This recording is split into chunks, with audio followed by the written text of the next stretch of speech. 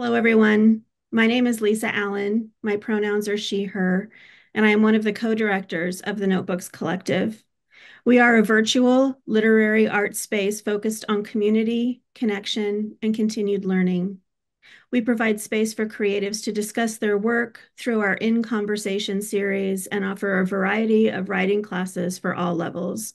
We also do readings for special events. The Notebooks Collective believes that Black Lives Matter and acknowledges that as a virtual organization, our offices are on the lands of the Kickapoo, Nipmunk, Agawam, Massachusetts, and Pawtucket tribes. Native peoples across the world continue to persevere and celebrate their cultures, and we encourage you to support Native writers and artists. As we do this land acknowledgement, we also want to recognize those who are suffering from conquest and terror in Gaza, Ukraine, and elsewhere. Our thoughts are with them. We know that these are stressful times, and we are glad that you have joined us tonight to celebrate Sarah and to celebrate community. I now welcome Rebecca to introduce our program and our readers tonight. Um, my name is Rebecca Connors, pronouns she, her, and I am one of the co-directors of the Notebooks Collective. In thinking about my introduction for tonight, I went back and read LiveJournal because it was through LiveJournal in 2005 that I met Sarah. It was such a different form of social interaction where we could take time to read, really read each other's entries, and the commenting and the knowing became deep. Sarah was an exceptional writer back then, even then, and her posts would be a delight. Whether we discussed smells from our childhood or the origin of our usernames or what pulp culture moment was the worst, even her small rants were poetry. As I quote, the number seven is acceptable to me because, for an unknown reason, I ascribe evenness to it. It was because of this shared love of writing, this deep knowing, that I read Sarah's portfolio when she applied to grad school. I read Sarah's thesis when she was in her final year. And yet I never met Sarah in person. I've never talked to her on the phone. Sarah was a generous person, and despite our distance, I always felt invited in. And that's why we're here tonight, to invite you into Sarah's work, her poetry, and through it, her voice and spirit. I am so grateful to Eric for agreeing to do this reading. He has done so much to support Sarah and further her work's reach now that she is not with us. It seems fitting for me that we would celebrate Sarah online, and it is fitting that it is in community. A group of people who loved her, her work, are here tonight to honor that. So first, I'm going to read Sarah's bio. Born and raised in the Upper Peninsula of Michigan, Sarah Marine Rapana served as a Peace Corps volunteer in southern China before moving to southwest Minnesota. Her newest book, Chamber After Chamber, won the 2023 Juniper Prize and was nominated for the National Book Award. She also wrote the chapbooks A Story of America Goes Walking in collaboration with artist Rebecca Wilkins Pepitone, Sachem Press 2016, and Milktooth Levy Fever, Dancing Curl Press 2015. Her poem, Letter to My Teenage Self, You Are a House, You Are a Hammer, You're the Momentum of the Nail, was selected as Best of the Net winner by Kazim Ali. She received grants and scholarships from the Minnesota State Arts Board, the Southwest Minnesota Arts Council, and the Saucony Writers Conference. And now I will read the bios of our readers for tonight, starting in the order that they'll read. Laura K. Carlson is the author of the chapbook Animals I Have Killed, Comstock Review Chapbook Prize 2018. Her work was recently appeared in Crab Creek Review, Salamander Magazine, Terrain, The Windhover, and Waxing. In 2021, she won the Levis Stipend from Friends of Writers for her full-length collection, Steelhead, forthcoming in 2025. Lauren currently serves as editor for Tinderbox Poetry Journal and holds an MFA in poetry from the Warren Wilson MFA program for writers. Haley Cotton is the managing editor of the Birmingham Poetry Review, contributing editor for Nell, and production manager for both publications. Her work has appeared in places such as the Greensboro Review, Poetry South, and Smoke Lawn Quarterly, among others. Cotton teaches in the English department at UAB. When she's not busy kayaking or finding four-leaf clovers, she's studying folklore and reading and writing poetry. Eric Doise is an associate professor of English at Southwest Minnesota State University. His work has appeared in the Routledge Companion to Literature and Trauma and journals including South Central Review, Extrapolation, and Film Criticism. So now I will turn it over to our readers, but just before that, I want to say thank you for joining us, and I miss her. I suppose this means I'm up as we are going in alphabetical order. Yeah. I will be reading Once Upon America. My cousin Kelly returns from summers in Detroit. We play Alien Invasion and Lost at Sea, drape sheets on chairs, the couch, and crouch inside. We hide from wild things. I want to play Terminator War, LA 2025, the fight to save humanity. But Kel thinks forests dark with life advance on us with beasts and witchery. Outside, the real outside, irrigation crooks the black spruce twigs, drowns moss. It muddies what short path fixes our house to wilderness. Kel says, it's cats and dogs out there. We picture them. Lions bite our sheets, and she-wolves roar, read bones that say a forest life will tenderize and mull our hearts into good spell ingredients. We invent stars to count, to quell imagined panic. 3 stars of Batman's high-tech belt. And Millennium Falcon Major, Millennium Falcon Minor. I drift off to sleep while Kelly spins a tale of 2 kids lost walking in a forest with a basket of apocalypse. They come upon a witch's den. They claim she tries to eat them, but their guns and germ-laced coverlets are too much war for her. They name her home after themselves and teach her how to read. They whip her if she fails to call out to their gods to cure her pain.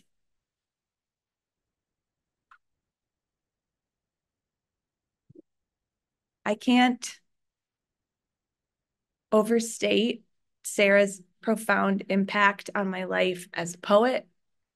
She was absolutely instrumental in the creation of my chapbook.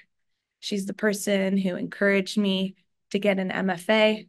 Her and Eric's hospitality to me, driving to Marshall once a week, they welcomed me into their home, and over coffee, we would discuss my packet of poems. And I know I would not be the writer and the poet and have the perspective that I do without her. Her voice is a strong editor guiding me, and I hear her advice to me when I write. I still remember her crossing out all the phrases of even now over and over again. And as an editor for Tinderbox, if I come across the phrase, I'm like, no, strike it out. No, even now, which is a lot of poets use that phrase over and over again. I am so angry that she isn't here to understand the impact that she's had on so many people. I covet the time that I had with her, and I'm so honored and grateful to be in this space. That's all I'll say. Now I hope her words will fill the rest of our time together. So thank you all for being here. When I say heart, when I say heart, I mean in 10th grade, when Mr. Barry ordered bovine hearts for Bio 1 dissection, they arrived sliced, open, unrolled flat because he hadn't checked the box that specified he wanted hearts to study, not to eat. And that's how I learned the heart pressed flat is meat.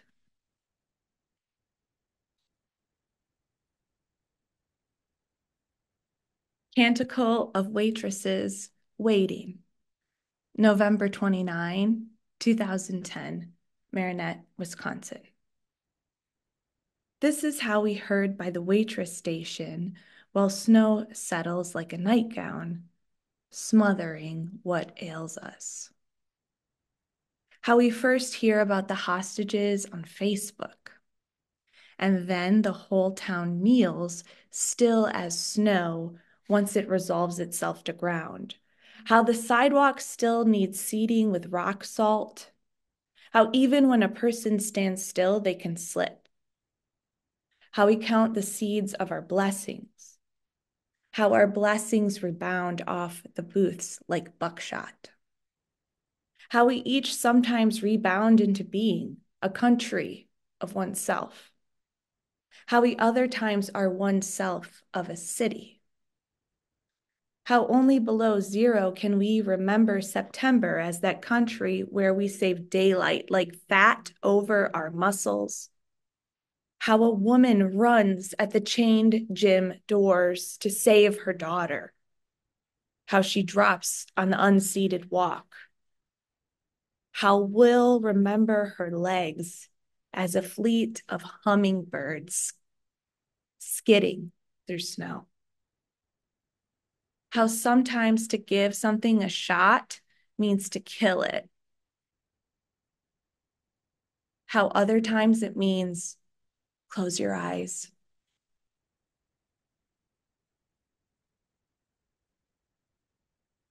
Psalm with pleather teddy bears, Anshin Guzao.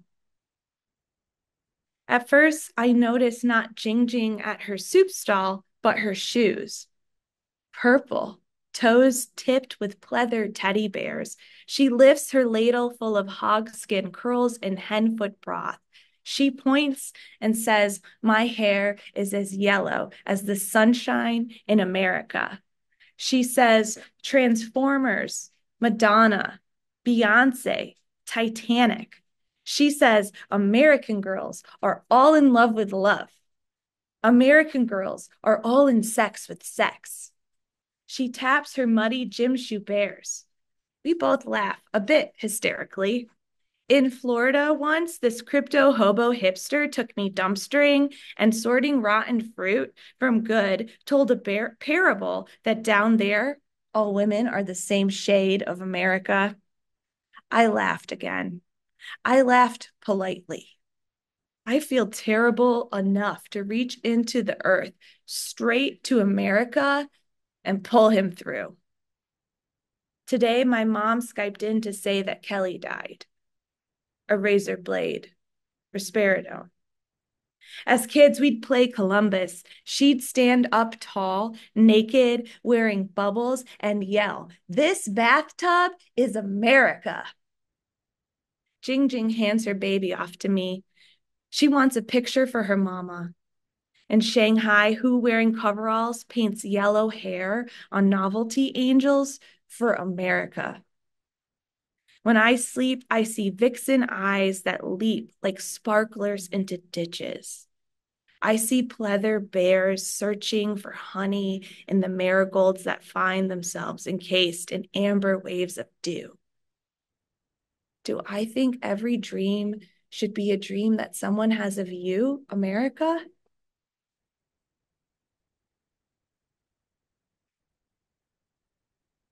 This is the last poem I'll be reading of Sarah's. Letter to my teenage self. You are a house. You are a hammer. You're the momentum of the nail. In many ways, you'll always pull on boots to rise from bed and walk from room to room and hear the jagged gypsum moan beneath your rubber heel and love the girl in eyeliner and duct tape shoes. How casually she shrugs while kicking holes in walls and car windows. Or love, at least, the way a single winter break with her. Your parents think you're off with church group friends. lets you discover what an art destruction is. So, rip the flocked bucolics from their glue. Rejoice because your limestone powdered biceps are the pulleys of the sledgehammer that is the lever of the fall, and scrutinize the cat who rides the pendulum of gravity from bandsaw down to baseboard, for she crashes like a nail advancing through a tunnel of its own design. So when you raise the scaffold of your limbs, 4 limbs, 2 torsos, oh, be long and long, for salt that rises through the skin, and hail each thing that's splintered, paper, drywall, oak. Yes, hail the tool belt for the way it grips and then descends your open pelvic cage, and hail the ceiling of your skull, the thumping of your mitral floor. Remember that tomorrow dawn will enter like a woman fallen on this floor in broken gypsum budding. She will cleave nighttime and day the way a sledgehammer cleaves wood, and wood the way a week will cleave a girl, and her next self or breeze will cleave to flesh that is the wall of this, the house, the nail, the body. Thank you, Sarah. And thank you, Lauren, for bringing her words to life. I really appreciate it. And I appreciate all of you here for being here, for showing up. I first met Sarah in 2016 at the Swanee Writers Conference. We were actually on the same room, like floor. And she was such a personality and always like generous and like drawing people to her, and knew how to ask really good questions to get you talking. And we clicked like pretty quickly, and claimed one another as family. So she was my poetry auntie, and I got to be her poetry niece. And just like you were saying, Lauren, she encouraged me so much. She believed in me relentlessly, and I loved to hear those rants when she would get going, when she had something to say about something, and you were going to know what exactly it was she had to say, and she was going to take up space with her words. So I really appreciate all of you being here tonight to be recipients of those words. One of my favorite things about her was her cadence, the way she spoke. I loved getting to call her on the phone and hear that. It was so unique in my ear. So it does mean a lot to get to share this space with y'all and her words. So I'm going to start with a poem, A Moth. For 2 days, she, drenched in sunlight's endless minuscule amendments, rimpled like threadbare, piebald folds of mesh sifting through a rice field or the Everglades. I've no clue why I stepped on her and then assumed she died, when instead she'd moored herself within a guise of death, as if inside some couture dress hand-sewn so arabesquely you forget there's any woman in it. So, couchside, I chew mooncakes, downloading apps for keeping track of idle perps who confessed on SVU and actions you can't go back on, such as when above the lake you dangled your cousin's army doll and blinking, let go. When one antenna, then one leg flitter in no millimeters worth of wind, my conscience churns like current, dammed by narcissistic ballast, or maybe just by chance, to wash, day after minnowed day, the naked face of evidence.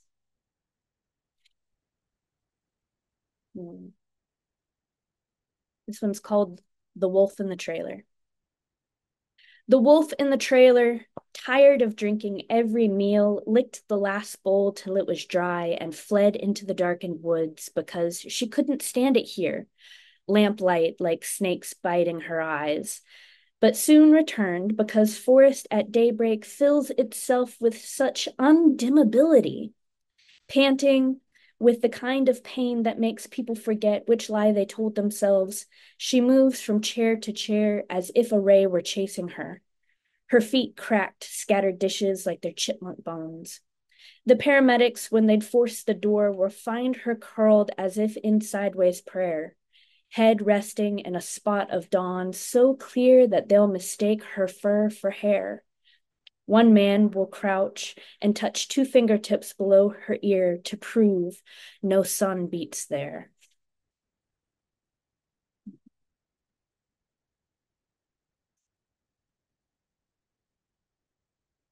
Elegy with lake effect.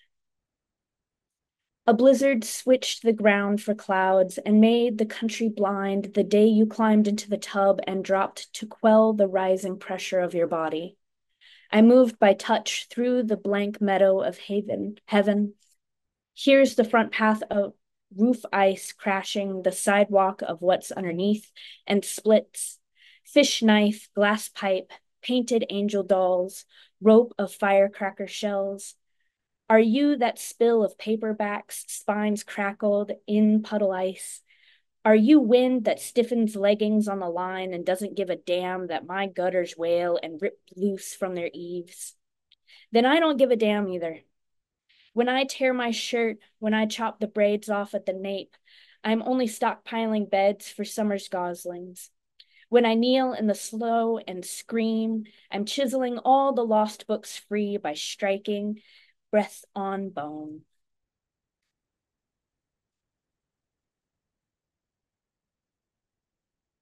Selfie as what breaks. What I've forgotten of compromise, I know of sacrifice, the spent myocardium, the faith that makes men tear temples down. There's a boy, his voice, a woman, a tide that sweeps her baby in. Frogs into song, thunderstorm and then elm.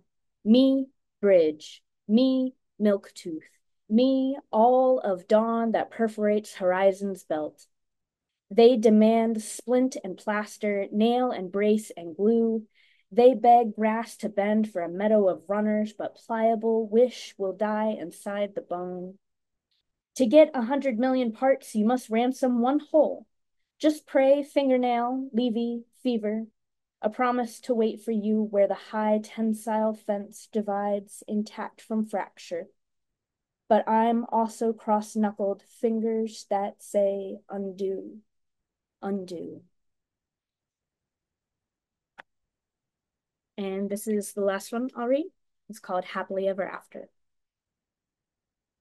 Once upon a time, the forest opened like an atrium to pull us in. We drizzled through snow brambles into marsh, and in the marsh there was a sugared house. That when it saw the wolf of us, unlocked itself, and once upon a time the witch's heart, which was a heart inside a heart, that beat inside the homeland's chest, applauded us. She fed us lime and frankincense, and once upon someone had left a trail of stones like stars to guide us back. After we'd killed the witch, the way you clear cut any tidy unpaved thing, once upon her heart clapped time and dying closed upon itself. The witch is dead in brain, but since her heart knocks on, we keep her up with plungers in the vein, machines that beep. Our medicines is thumbs and fingertips. But once upon, a doctor would use her ear to find the part that never sleeps, the blood and chambered meat that's like a rock squeezed in a fist, wrapping its knuckles on the sweet door of the body.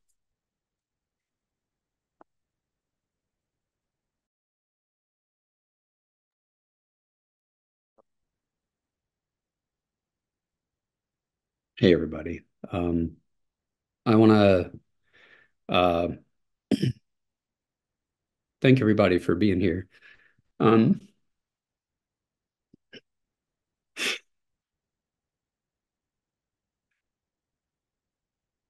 um,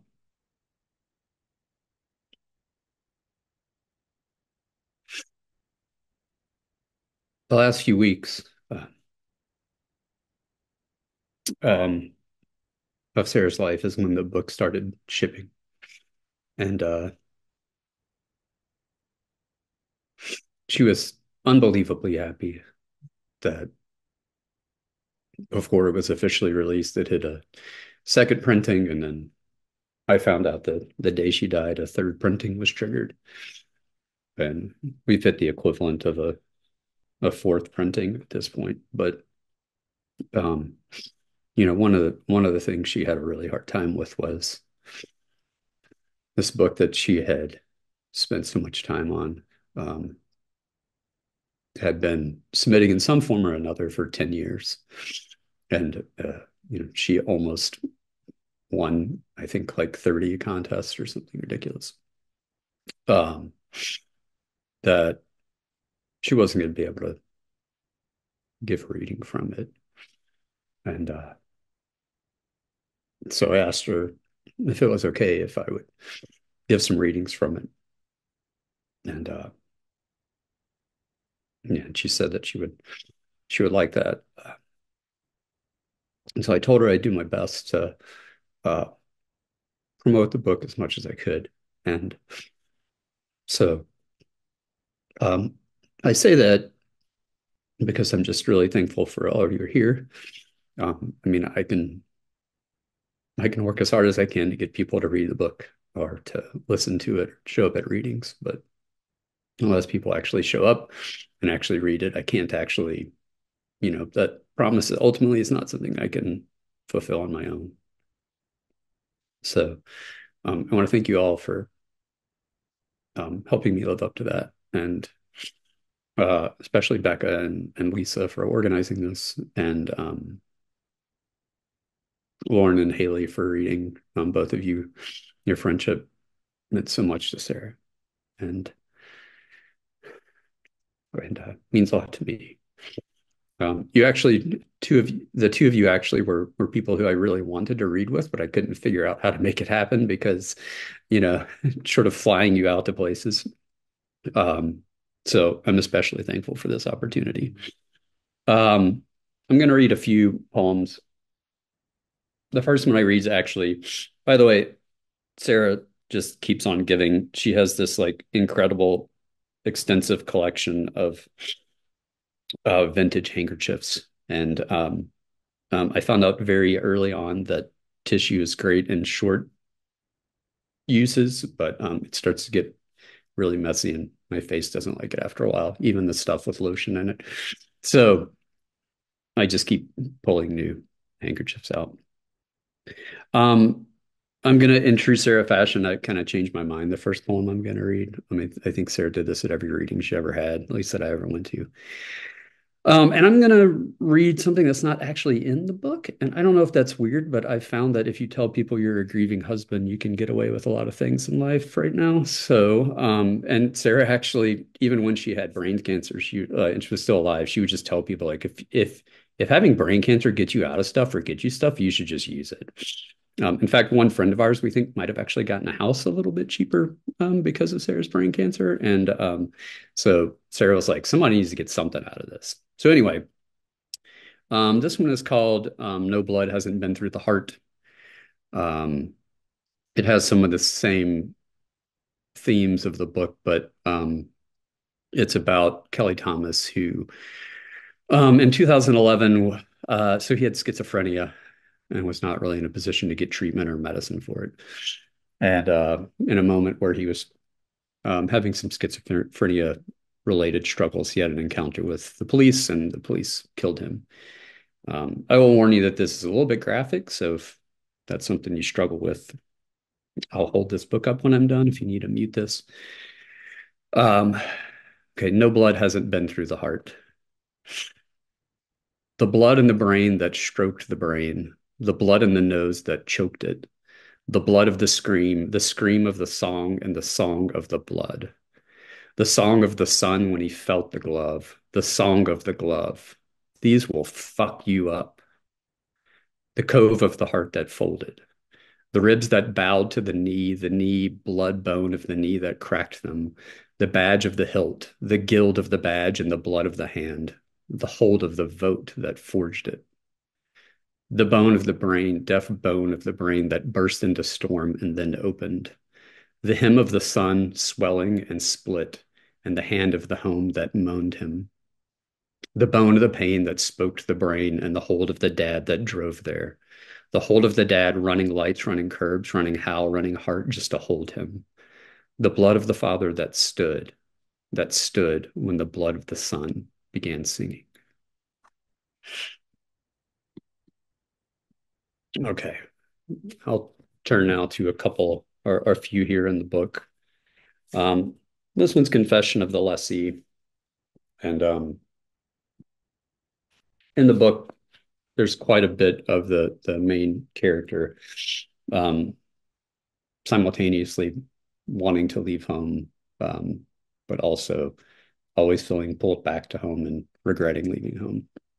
And this one's kind of like that.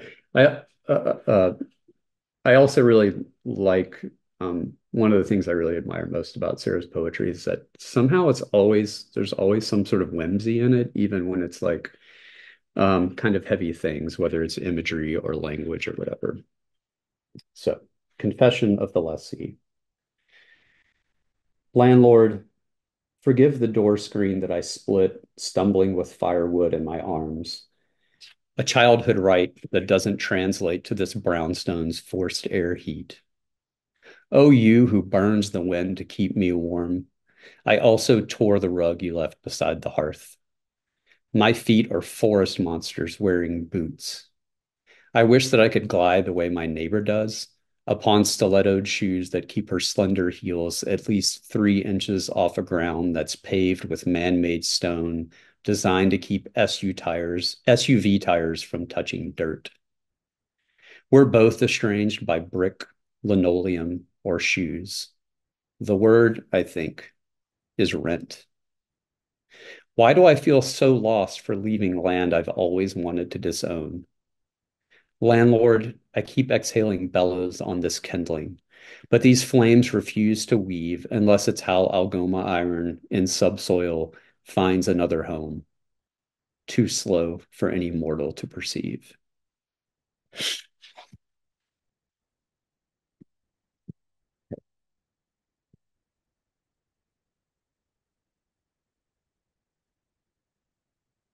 This one is called When I Write Heart, I Mean. And if you haven't seen the book, um, there's a series of poems that are like When I, and they appear throughout the book. Originally, a lot of them were one poem, but she split them up. So this one's called When I Write Heart, I Mean.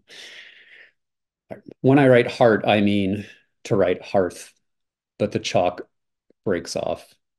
My students draw a line from heart down to my illustration of a chimneyed fire and say that in America, the hearts are bright. This takes place in China. They flicker. If you edge too close, welts rise like diamonds on your arms. Speech, speak. I go to a restaurant with Sunny and Carly, who've taken English names. I try to say in Mandarin that I like ribs, but I say pie. I say pea instead of pie, which means I've told them I like eating sweet and sour butts. They say I'm like a light-eyed panda padding across town, rare, incomprehensible. Mars. The waiter brings us ribs, and I recall the youthful Middle Eastern man who, pre-lunch at my brother's bar, The Swamp, offered his resident alien card for ID. None of us knew how to say his name. I never took the time to ask. We called him E.T. behind his back until the day he moved away. Boot. I ask Sunny and Carly where I can go to learn Kung Fu. I say Bruce Lee, Jet Li, Donnie Yen. They laugh, talk low together, lead me to the movie ticket booth. Afterwards, they say that Kung Fu is for kids and elder men. They call me Gong Fu, yeah, laughing. They say, kick me, Kung Fu grandfather. Clot. My shoes are too impractical, and walking home, blood leaks through my soul. Sunny takes me to her family's house. Her mom is watching game shows on her iPhone. She props it against a peach and keeps her eyes on it as she cups my heel in her bare palm, pours water, smooth salve like laundered sheets. The gauze she fastens catches blood the way a hearth hangs on to heat.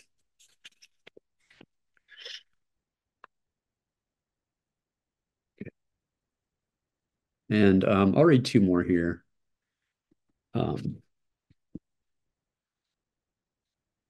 Um, this one is In the Absence of Sparrows. I learned to stop hearing sparrows. I love all of Sarah's poems equally. except this one I love a little bit more than all the rest. Um, and this one, for those of you who are not familiar, under Mao Zedong, there was a pest campaign, and his goal was to drive out certain pests. And a lot of those ideas were actually really good ones. So he really reduced the amount of mice in China, which helps with uh, stopping the spread of disease. Same with mosquitoes. But one of those pests for a little while were sparrows, because sparrows eat crops. And so folks in the country were actually paid for every sparrow that they would kill. Sometimes they would shoot them down with various objects. Other times they would just bang pots and pans every time the sparrows tried to land, and they would die of exhaustion. It turned out this is, as you may have already guessed, a really bad idea, because sparrows also eat locust, and locusts eat more crops than sparrows if there's nothing to keep them in check. And so very quickly, they subbed in bed bugs for sparrows. But anyway, that's the context of this one. Once drunk, I tripped into the fire and saw sparks spitting off my boots and howled, "Hey, I invented stars." And Kelly laughed until she peed and yelled, "In outer space, stars are just flying dirt." She meant that if you spend your life awakening only to sparrow song, you'll mistake whatever noise surprises you for the defensive call of small brown birds from North America. So for a year in Guizhou, I only heard sparrows. At breakfast, when I retched, complained my pastry had a hot dog hidden inside, they sang. When I refused to taste chodofu, they sang. When I used Meow Batik to dry my shoes, they sang. When I hugged Ju Kui without asking, they sang. When she pulled away and stuttered like crushed fire, they sang. But wait, she stuttered like crushed fire. They stung. But wait, she stuttered like crushed fire. They rang like a hoop struck by a basketball. I swallowed pickled breakfast egg, and sparrows warbled like forged iPhones. I read up on farmers beating pots and waving sticks against the sparrowed sky, and sparrows blared like car horns. I read how trucks would overflow with blood-feathered, shattered wings, and sparrow shush began to sound like women sweeping streets. I opened my window and heard sparrow song. No, I heard jackhammers rat-a-tat the mountain down. I listened as Juquay said that since the pest campaign, you hardly saw a sparrow there, and a bike wheel whined unlike a sparrow sings. When she offered to French braid my hair and I said, "S'il vous plaît," her laugh sounded nothing like a sparrow sings. We clambered up the mountain's exposed flank, lit fireworks, and laughed, and I whispered to Juquay that stars were fire that I would never touch. And finally, I could hear nothing singing.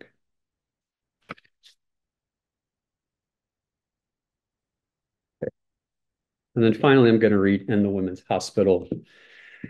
This takes place in Chengdu, Sichuan, where we lived for a couple months before moving to another part of China. Um, I've been ending readings on this one. Even though the ending I always screw up the Sarah would always compare poetry writing to jokes a lot of times, and I screw up the punchline every time because I start crying right before it. And I'm not, I've been a little bit confused as to why. I mean, there's the obvious, just sort of general situation. Um, but that moment doesn't seem especially, you know, I don't know, heartrending to me. But I think what it is that I find a lot of hope in the end of this poem. And um,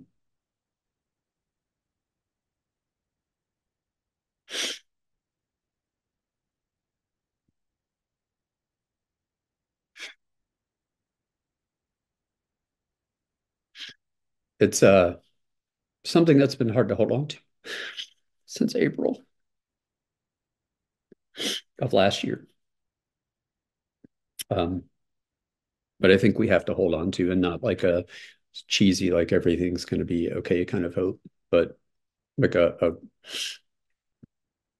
hope that's honest and faces reality, and that we cultivate and hold on to, and uh, find where we can find it and who we can find it in.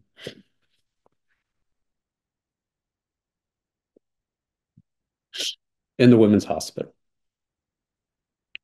Let Juque guide me through thickets of women to the Frosting Peak exam room door. Let the masked technician wave us in. Let a woman, pantsless on the table, chat with one of 20 more waiting in the open room.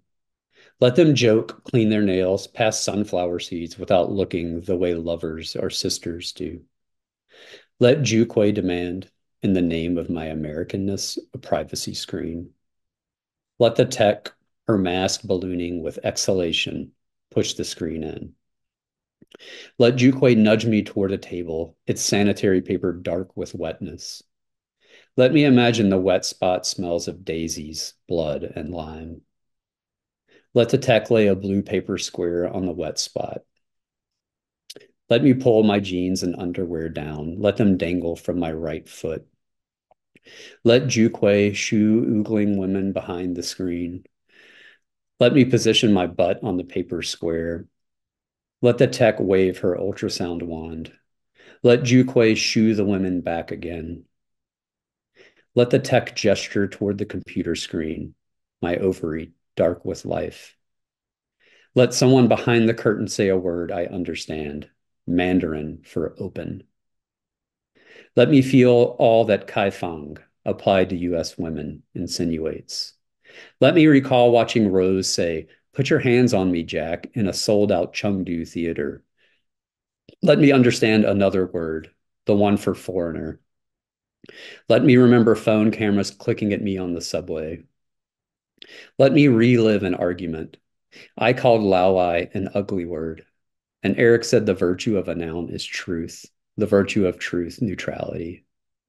Let dust motes, like stars or stones, rise toward the sky impartially. Let me remember arriving in Chengdu, where traffic zinged like neutrons with no nucleus, asking Xiaoping if China had traffic cops. And just because you haven't seen the iridescent center of a thing doesn't mean it has no heart, is what he said. But the words he used were, look, there's one. Let me think Kaifang, open, Laowai, foreigner. Let me see 4 hearts of light rising.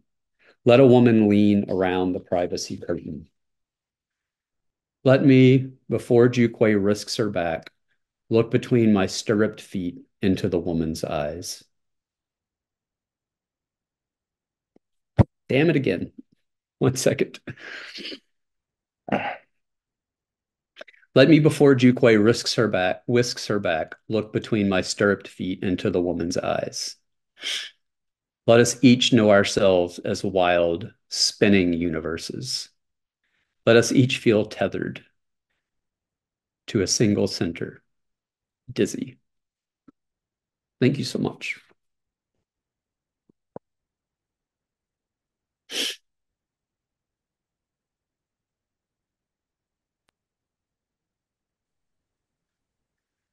I want to just take a second and let that sit before we say anything.